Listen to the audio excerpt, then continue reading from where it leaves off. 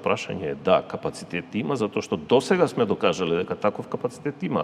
Ние не би можеле да бидеме 50% усогласени без да ги почнеме преговорите. Пазете, ние без да ги почнеме преговорите имаме толкова високо ниво на усогласеност, тоа значи дека институциите не седеле, работеле, се оспособиле за читање и спроведување на европското законодавство и го спроведуваат европското законодавство. Не е тоа идеално, меѓутоа го спроведуваат. Замислете што би било и тој експлозија би рекол на тој капацитет позитивна би се случила, доколку навистина преговорите ги започнеме со отварање на кластерите.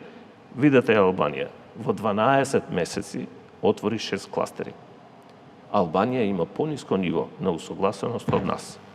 Тоа значи дека ние не само во 12 месеци што би можеле да ги отвориме сите кластери, да го пратиме тоа силно темпо кое што методологијата го дава како можност, туку и ќе направиме огромен отскок и во транспозицијата и во примената на тоа европско право. Затоа што големите реформи, крупните реформи бараат енергија, бараат атмосфера. Ако вие имате таква атмосфера позитивна во релациите внатре во државата, помеѓу политичките структури, помеѓу институциите, со Брисел, во тој случај, во таква позитивна структура, во таква позитивна атмосфера, реформите многу полесно се прават. А зошто тогаш во